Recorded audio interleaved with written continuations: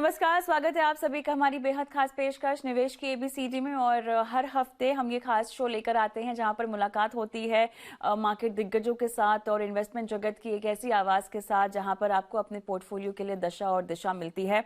आज हमारे साथ भी बेहद खास मेहमान जुड़ रहे हैं। ट्रस्ट म्यूचुअल फंड के सीईओ संदीप बागला मेरे साथ जुड़ गए हैं। और संदीप, आपका बहुत बहुत स्वागत है निवेश की एबीसीडी में। जैसा कि इसका नाम है, हम बहुत बारीकी में निवेश को लेकर तमाम जानकारियां दर्शकों को देते हैं। और संदीप, खास तौर से जिस तरह का बाजार चल रहा है, बहुत हैंड होल्डिंग की जरूरत है, बहुत मार्गदर्शन की जरूरत है निवेशकों को और तमाम मार्केट के पार्टिसिपेंट्स को, रिटेल निवेशकों को। बाजार की चाल और उसमें एसआईपी को लेकर चिंता अपने निवेश को रोके अपने निवेश में बने रहें। मिड कैप स्मॉल कैप्स को लेकर जो वैल्यूएशन के कंसर्न्स हैं, दिग्गज एएमसी के सीईओ ने भी जो कमेंट किया है उसको लेकर भी बहुत ज्यादा रेड फ्लैग्स अब सामने आ गए हैं कि आने वाला वक्त अगर आपने अपना नजरिया लंबा नहीं रखा है, खासतौर से मिड कैप स्मॉल कैप्स में, तो आपको दिक्कत हो सकती है। एक एसआईपी निवेशक के नजरिए से आप कैसे इनको ये तमाम बातें समझाएंगे? इसीलिए भी पूछ रही हूं क्योंकि जो आंकड़े भी सामने आए हैं एसआईपी के, जो एम्फी डेटाज आते हैं, एक बार फिर से हमने देखा है कि 26,000 करोड़ के ऊपर का ही नंबर आया है। कहीं ना कहीं ऐसा नहीं है कि माहौल में डर नहीं है रिटेल निवेशकों को, लेकिन उतार चढ़ाव देखने की क्योंकि आदत नहीं है, तो डर होना लाजमी है। आपने अपने करियर में ऐसे बहुत सारी मार्केट साइकिल्स देखी होंगी। आप कितना इत्तेफाक रखते हैं इस तरह के पैनिक के साथ, फियर के साथ, और क्या कहना चाहेंगे एसआईपी निवेशकों को? देखिए, मार्केट में उतार चढ़ाव तो बना रहेगा। कई बार मार्केट अपनी ज़रूरत से ज़्यादा और समय के पहले कुछ ज़्यादा आगे चला जाता है, तो फिर वो एक ठहराव आना निश्चित है। और एक उसको जिसको इंग्लिश में हम करेक्शन कहते हैं। और मार्केट में इतनी एनर्जी है कि करेक्शन काफ़ी फोर्सफुल होगा, ज़बरदस्त होगा। और वॉलेटिलिटी बढ़ गई है मार्केट में अभी। क्या होता है कविता जी कि जब हम हाई ग्रोथ कंपनीज में इन्वेस्ट करते हैं और उस ग्रोथ में थोड़ी सी कमी आ जाती है, तो फिर जो फ्यूचर के हमारे एक्सपेक्टेशंस हैं उसमें एक बदलाव आ जाता है, और उसके कारण काफी हद तक मार्केट गिर गया है। और मेरे ख्याल से एक नर्वसनेस है मार्केट में। ये पहली बार हमने नहीं देखी है, लेकिन जो रिटेल का पार्टिसिपेशन है वो पहले की मात्रा में काफी बढ़ा हुआ है। और इसलिए उनका जो बिहेवियर पैटर्न है वो हमें ठीक से पता नहीं है कि वो कैसे बिहेव करेंगे। काफी सारे इन्वेस्टर्स नए आए हैं मार्केट में, जिन्होंने 3-4 साल में कोई बहुत ज्यादा मंदी देखी नहीं है, बहुत ज्यादा करेक्शन देखा नहीं है। तो ये एक चिंता का विषय है कि वो कैसे बिहेव करेंगे और उनका जो इन्वेस्टमेंट होराइजन है वो कितना लंबा है। एज फंड मैनेजर्स, एएमसीज हम हमेशा कहते हैं डिस्ट्रीब्यूटर्स एडवाइजर्स को भी, और वो भी अपने निवेशकों को कहते हैं कि आप भारत की जो स्ट्रक्चरल स्टोरी है उसको बने रहें आप, और 5 से 10 साल के लिए इन्वेस्ट करें, तो आपका डेफिनेटली पोर्टफोलियो में ग्रोथ होगा। देखिए, यहाँ पर जितने भी ट्रिगर्स हमें दिखाई दे रहे हैं, अगर उनका मैं शॉर्ट टर्म इम्पैक्ट समझना चाहूँ तो आप इसको कैसे समझाएंगे हमारे दर्शकों को? लंबी अवधि में आप बने रहें, डिसिप्लिन तरीके से इन्वेस्ट करें, कंपाउंडिंग का फायदा आपको मिलेगा। ये सब बातें जब आप निवेश कर रहे हो तो आपको सुनने में अच्छी लगती है, लेकिन संदीप, आप भी जानते होंगे जब बाजार में इस तरह की गिरावट होती है ना, रातों की नींद तोड़ती है, ब्लड प्रेशर थोड़ा सा हाई हो ही जाता है। और खासतौर से अगर आपको बाजार की चाल की आदत नहीं है, तब तो बहुत सारे सवाल आपके जहन में उठते हैं। रुपए की कमजोरी की हम बात करें, क्रिएट कट सिनारियो की अगर हम बात करें, ट्रेड वॉर्स की अगर हम बात करें, ट्रम्प साहब तो रात को सोते हैं और सुबह मालूम पड़ता है कि एक और कहीं ना कहीं पर उन्होंने टैरिफ का ऐलान कर दिया है। इस तरह का माहौल है। लेकिन अब ये बताइए, इसका इसका शॉर्ट टर्म एक इम्पैक्ट तो हमें दिखाई ही देगा बाजार में। मैं शॉर्ट टर्म भी नहीं, मैं तो मीडियम टर्म आउटलुक कहना चाहूंगी, क्योंकि यहाँ पर ग्लोबल फैक्टर्स ज्यादा हम पर प्रभाव डाल रहे हैं। कैसे आप समझाएंगे इसके इम्पैक्ट को इक्विटी बाजार पे? और एफआईआईज की भी सेलिंग देखिए, वो भी एक बहुत अहम पहलू है इस पूरे मार्केट की चाल का। देखिए, मैं ये कहना चाहूँगा कि आज इंडिया एक काफ़ी जुड़ी हुई कंट्री है वर्ल्ड के जो इकोनॉमी से। तो ऐसा जी, हम जो इंडिया में रहते हैं, इंडिया में निवेश करते हैं, तो हमको ये पता नहीं रहता कि बाकी दुनिया में क्या हो रहा है। और जब बहुत ज़्यादा चहल पहल होती है ऊपर नीचे होता है, तभी वो हमारे मार्केट्स को इम्पैक्ट करता है। अभी क्या हुआ है कि वैल्यूएशंस थोड़े बढ़े हुए थे इंडिया में, ग्रोथ की काफ़ी उम्मीद थी और अभी भी है। इंडिया में एक स्ट्रक्चरल कंपोनेंट है कि इंडिया में जो हमारे औसतन पॉपुलेशन की एज है, जो आयु है, वो 29-30 साल की है, कंपेयर टू बाकी जो कंट्रीज हैं उनकी औसतन एज देखें तो उससे हमारी औसतन एज काफ़ी कम है। नेक्स्ट 15-20 सालों में जो दुनिया के वर्कफोर्स में लोग आएंगे, उसमें ऐसा अनुमान लगाया जाता है कि 20% तो इंडिया में ही आएंगे। तो जैसे जैसे लोग इंडिया में बढ़ेंगे, तो वो लोग कंज्यूम करेंगे, इन्वेस्टमेंट करेंगे, सेव करेंगे, और इकोनॉमी आगे बढ़ेगी। ये ऐसा जो महानुभाव हैं उन्होंने अनुमान लगाया है, और हम देख रहे हैं कि धीरे धीरे 10 साल पहले जो इंडिया में जो स्केल था, और जितनी गाड़ियां बिकती थी, जितने घर थे, जितनी सड़कें थी, आज उसकी मात्रा में कहीं ज्यादा कंपैरिजन में उससे बहुत बड़ा बदलाव आया है। हम अगर छोटी सिटीज में जाएं तो वहाँ वहाँ वो बदलाव दिखता है कि कैसे वहाँ के घर, वहाँ की सड़कें, वहाँ के लोग कितना बदल गए हैं, कितना ग्रोथ का फायदा हुआ है। ये फायदा हमारी कंपनीज को भी हुआ है, और हमारा अनुमान है कि ये फायदा होता रहेगा। ये हम्म। तो है स्ट्रक्चरल। तो हम चाहते हैं कि हमारे इन्वेस्टर इस स्ट्रक्चरल ग्रोथ का फायदा उठाएं, इसीलिए हम कहते हैं कि आप लंबे समय तक बने रहें। ऐसा हो सकता है कि कई बार मार्केट कुछ ज्यादा तेजी से आगे बढ़ गया हो, तो वो एक कोर्स करेक्शन करता है और वो नीचे आता है। एफपीआई जो हैं, वो मैं आपको समझाना चाहूंगा कि 2008 के बाद जो ग्लोबल सेंट्रल बैंक्स हैं, जैसे कि यहाँ पे आरबीआई है, यूएस में फेड है, यूरोप में ईसीबी है, उन लोगों ने बहुत पैसा मार्केट में रिलीज किया था। हम्म। उस पैसे से क्या हुआ कि जो देश की ग्रोथ थी इंटरनेशनल कंट्रीज की, वो ग्रोथ बनी रही, और उसका फायदा फाइनेंशियल एसेट्स को भी हुआ। फाइनेंशियल एसेट्स के भाव ऊपर चले गए। अब उसको हमने कहा था क्वांटिटेटिव ईजिंग। अब वो उसके कारण इन्फ्लेशन आ गया, जिसके कारण उन्होंने क्वांटिटेटिव ईजिंग हटा दी है, क्वांटिटेटिव टाइटनिंग कर रहे हैं, तो वो पैसा निकल के जा रहा है ग्लोबल फाइनेंशियल सिस्टम से। इसके कारण एफपीआई के पास भी शायद हमें पूरी तरह से पता नहीं होता है, बट ये हम फील कर सकते हैं कि वो पैसा अपना धीरे धीरे कम कर रहे हैं। तो इसमें कोई बहुत बड़ी बात नहीं है। वो जो पैसा निकल रहा है, वो एक ग्लोबल ट्रेंड है, और हो सकता है कुछ दिनों बाद वो पैसा इंडिया में वापस आ जाए। जो फॉरेन इन्वेस्टर है, उनके पास और भी चॉइसेस रहती हैं। वो इंडिया से पैसा निकाल के चाइना में इन्वेस्ट कर सकते हैं, चाइना से निकाल के यूएस में इन्वेस्ट कर सकते हैं। जितने भी हमारे भारतीय निवेशक हैं, वो ज्यादातर इंडिया में ही इन्वेस्ट करते हैं। तो उनके पास चॉइसेस ज्यादा है, और उनका पैसा भी धीरे धीरे थोड़ा थोड़ा कम हो रहा है ग्लोबल इकोनॉमी में। तो वो पैसा निकलेगा, उसमें कोई बड़ी बात नहीं है। और आज जो भारतीय निवेशक है, जो म्यूचुअल फंड्स ने काम किया है, भारतीय निवेशक बहुत ही डटा हुआ है। और एक बड़ा ट्रेंड हमने देखा है कि पहले लोग एफडीज और गोल्ड में और रियल एस्टेट में इन्वेस्ट करते थे, अब फाइनेंशियल मार्केट्स में इन्वेस्ट करते हैं। ये काफी अच्छा ट्रेंड है, और मेरे ख्याल से 10-15-20 सालों तक ये ट्रेंड में बढ़ोतरी आएगी, और इंडियन मार्केट एक हिसाब से सेल्फ सफिशिएंट हो जाएगा। और जो बाहर के निवेशक है वो आते जाते रहेंगे, उससे हमें कोई बहुत ज्यादा फर्क नहीं पड़ेगा। हम्म। संदीप, ये पूछना चाहेंगे आपसे, अब एज अ फंड हाउस, अगर मैं आपके स्ट्रैटेजी समझना चाहूँ, तो ऐसे कौन कौन से क्षेत्र हैं जहाँ पर आपने जो है अपने दाव रखने हैं? ऐसे कौन कौन से क्षेत्र हैं जहाँ पर थोड़ा सा आप अंडर वैल्यूड हो गए हैं? देखिए, देखा जाए तो हम हाई ग्रोथ इन्वेस्टर्स हैं। तो जहां हमको लगता है कि ग्रोथ ज़्यादा है, बिकॉज इंडिया एक ऐसी कंट्री है जहाँ पे दूसरी कंट्रीज की तुलना में हमारा ग्रोथ उनसे ज़्यादा है। जो नए सेक्टर्स खुल रहे हैं, बाहर निकल के आ रहे हैं, नई कंपनियां लिस्ट हो रही हैं, हमारा देश का कंजम्पशन बढ़ रहा है, इन्वेस्टमेंट बढ़ रहा है। मैन्युफैक्चरिंग में गवर्नमेंट ने काफ़ी सारी रियायतें दी हैं, जिसके कारण मैन्युफैक्चरिंग बढ़ रही है। ग्लोबली भी हमें लगता है कि कुछ जैसे फार्मा है, आईटी है, इसमें ग्रोथ रहेगा। तो हमारा अगर आप थोड़ा लंबा नजरिया देखें, तो हमें लगता है कि डिफेंस में, मैन्युफैक्चरिंग में काफ़ी ग्रोथ रहेगा।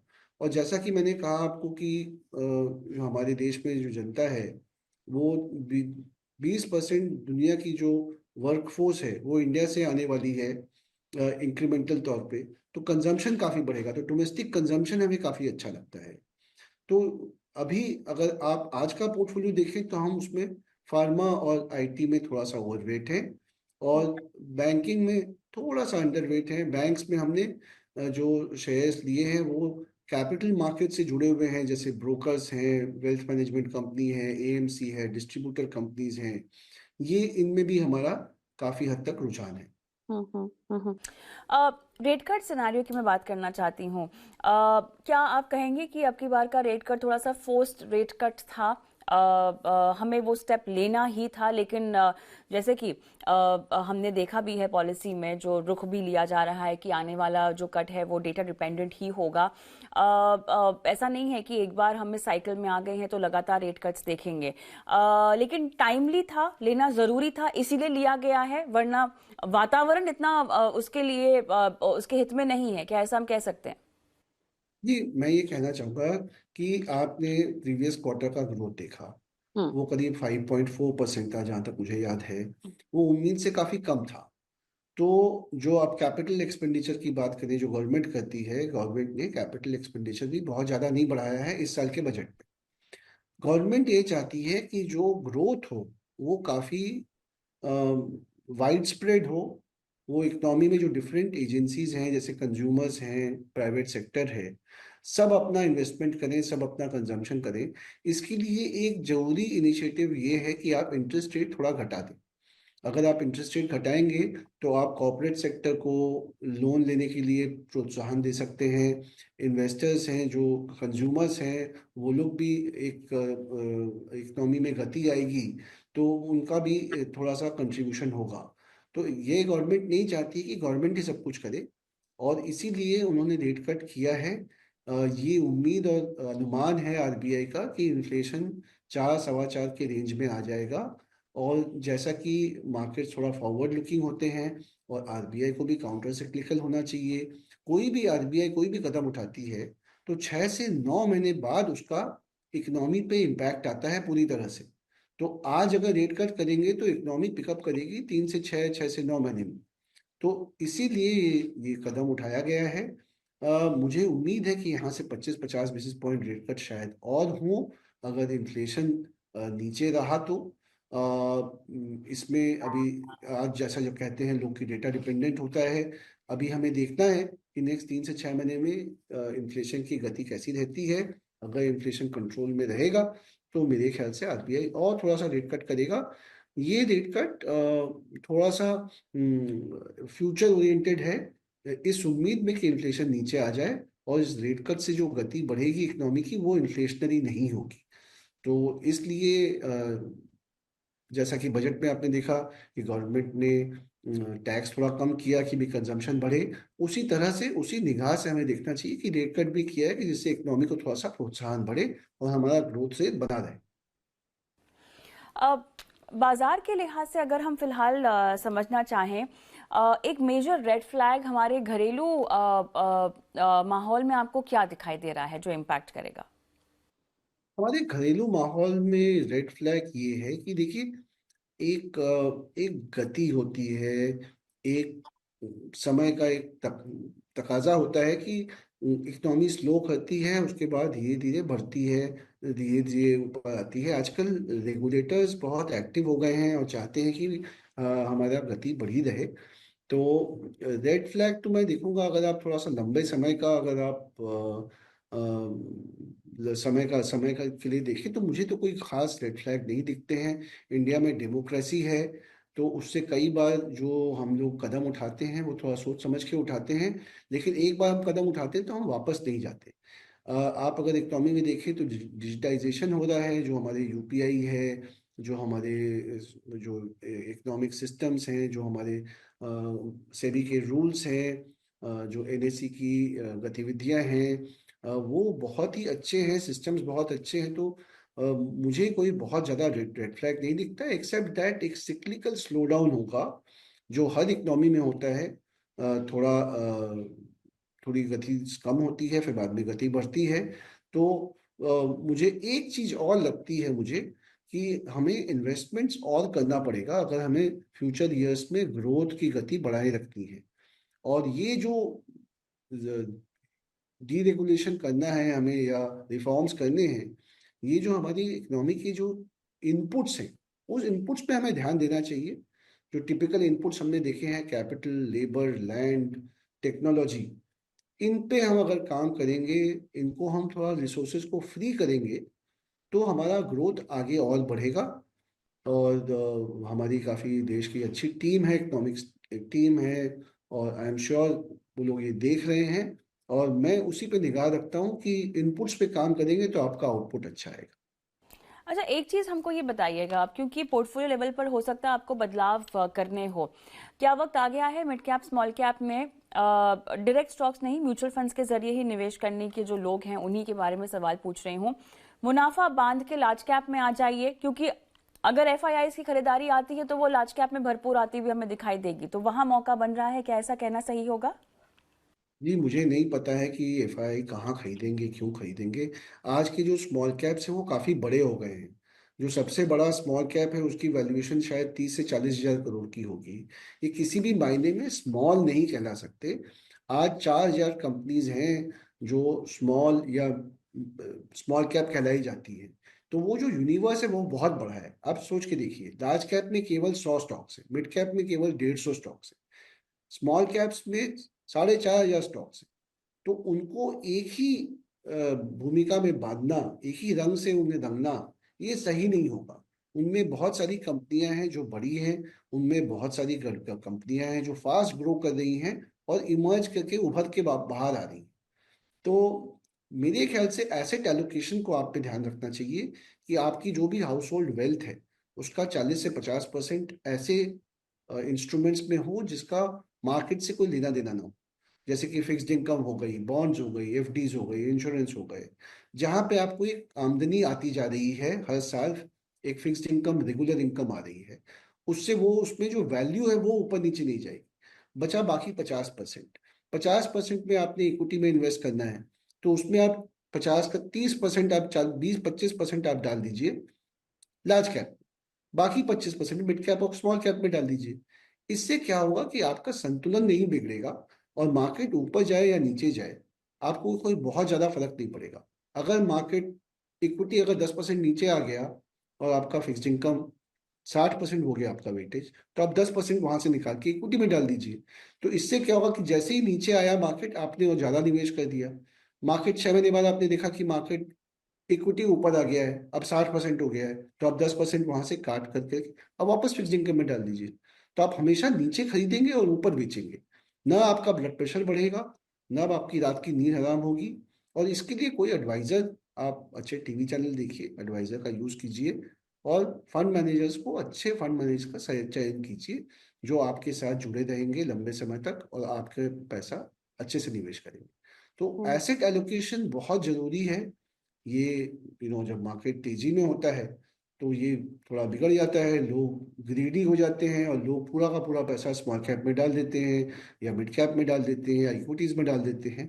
तो उसका संतुलन बनाए रखना कि अच्छे टाइम पे आपको बहुत ज़्यादा एक्साइटमेंट ना हो, बहुत ज़्यादा टैक्स नहीं देना पड़े आपको, और बुरे टाइम पे आपकी रातों की नींद खराब ना हो, ये संतुलन बना के रखिए। इंडिया की स्टोरी में बने रहिए, 15 साल 20 साल तक आप इन्वेस्ट कीजिए, फिर देखिए आपका पैसा कैसे इंडिया के ग्रोथ के साथ में बड़ा होता है। हम्म। हम्म। चलिए, अब साथ ही आपके भी इन्वेस्टमेंट्स के सफ़र के बारे में हम जानना चाहेंगे। शुरुआती दौर में जब आपने निवेश करना शुरू किया होगा तब आपको कितनी समझ रही होगी शेयर बाजार की, या किस तरह से आपने इन्वेस्टमेंट की जर्नी की शुरुआत की, कुछ बताइए इस बारे में। जब मैंने स्टार्ट किया, मैंने कॉलेज के बाद स्टार्ट किया था। ओके। और किसी ने बताया कि शेयर मार्केट होता है और हम्म। आप वहाँ पे पैसा लगाइए तो पैसा बढ़ सकता है। तो मुझे पहले कुछ सालों तक समझ काफ़ी कम थी। और उस टाइम पे मैं आपको बात कर रहा हूँ 1990 के दशक की। और उस टाइम पे ऐसा भी होता था कि कुछ रीजनल स्टॉक एक्सचेंज बंद हो गए। अब अगर हम पैसा लगाते थे और शेयर बेचते थे तो 2 महीने तक पैसा नहीं आता था। आज यू नो उस समय से और आज का समय में जमीन आसमान का फर्क। आज माधवी जी बोलती हैं सेबी की चेयरपर्सन की आपको T+0 में पैसा मिल जाएगा। आज जो स्पीड और जो वॉल्यूम है मार्केट के, वो हजारों गुना है जो मैं 1990 दशक की बात कर रहा हूँ। आज मार्केट्स बहुत रोबस्ट हैं और आई थिंक लोगों को थोड़ा सा और मेहनत करने की जरूरत है कि जैसे there are some fundamental rules like gravity, वैसे ही फाइनेंशियल मार्केट्स के भी कुछ रूल्स हैं। तो उस रूल्स को आप थोड़ा पढ़ लें और उसको समझ लें तो बहुत अच्छा होगा। जैसे मैं आपको एक बात करना चाहता हूँ कि आज अगर इन्फ्लेशन 5% है तो हम चाहते हैं, अगर जब हम फिक्स्ड इनकम में इन्वेस्ट करते हैं, कि हमें 2 से 3% ज़्यादा मिले, जिससे हमारी 5 साल बाद अगर हम पैसा वही पैसा से कोई चीज़ खरीदना चाहें तो उस चीज़ को हम खरीद सकें। तो इसलिए फिक्स्ड इनकम में अगर इन्फ्लेशन 5% है तो फिक्स्ड इनकम में आपको 8% का रिटर्न मिल जाए तो वो बहुत है। उसी तरह से अगर इकोनॉमी नॉमिनल टर्म्स में 12% पे ग्रो कर रही है और आपका इक्विटी रिटर्न 12 से 15% आ रहा है, तो ये बहुत अच्छी बात है। और ये आपको समझ लेना चाहिए कि अगर 30-40% किसी साल में आया तो वो मेकअप हो जाएगा, किसी और साल में वो शायद रिटर्न कम हो जाएगा, नेगेटिव भी आ सकता है। तो ये जो एक मैच्योरिटी है ये लोगों को समझना चाहिए और हमारे एक्सपेक्टेशंस को काबू में रखना चाहिए। हम्म। आपकी इन्वेस्टमेंट जर्नी में कोई बहुत बड़ी गलती जो आपने की हो जो आपके लिए सबक बनकर उभरी हो? मैंने बहुत गलतियां की हैं कविता जी। मैंने ट्रेड किया है और काफ़ी सारे शेयर्स को खरीदा बेचा है। और अच्छा। फिर मुझे ये समझ में आया कि हम्म। जिसका काम उसी को साजे। मैं मैं fixed income as a fixed income investor मैं इंस्टीट्यूशंस में पोर्टफोलियो मैनेज करता था और वो मेरी एक स्ट्रॉन्ग पॉइंट थी। और हम्म। उसमें मैंने बहुत मेहनत की थी उस पे। हम्म। और जो हम्म। इक्विटी में इन्वेस्ट करता था, मैं पर्सनल इन्वेस्टमेंट करता था। तो हम्म। वो मैं किसी ने कुछ कह दिया, थोड़ा बहुत जो मेरे को समझ में आया, वो हम्म। मैंने अपनी प्रोफेशनल इन्वेस्टमेंट के लिए मैंने उसकी सलाह नहीं दी। और ओके। उसका मुझ पर काफी बुरा प्रभाव भी पड़ा। हम्म। उसके बाद मैं चुपचाप अब मैं फंड मैनेजर्स को दे देता हूँ अपना पैसा, म्यूचुअल फंड में डाल देता हूँ और चैन की नींद सोता हूँ। और यही मेरी सलाह है। हम्म। हम्म। चलिए, तो मेरे ख्याल से इस चर्चा को भी हम यहीं समाप्त करते हैं। आपने काफ़ी समय दिया, इतने विस्तार से बाजार के हर पहलू पर अपनी राय रखी और दर्शकों का मार्गदर्शन किया। बहुत बहुत धन्यवाद आपका। Thank you Kavita ji, all the best. चलिए, इसी के साथ निवेश की एबीसीडी को भी हम यहीं समाप्त करते हैं। अगले हफ्ते फिर आपसे मुलाकात होगी एक नए मेहमान के साथ। तब तक अपना ख्याल रखें और अपने सवाल हम तक पहुंचाते रहें। नमस्कार।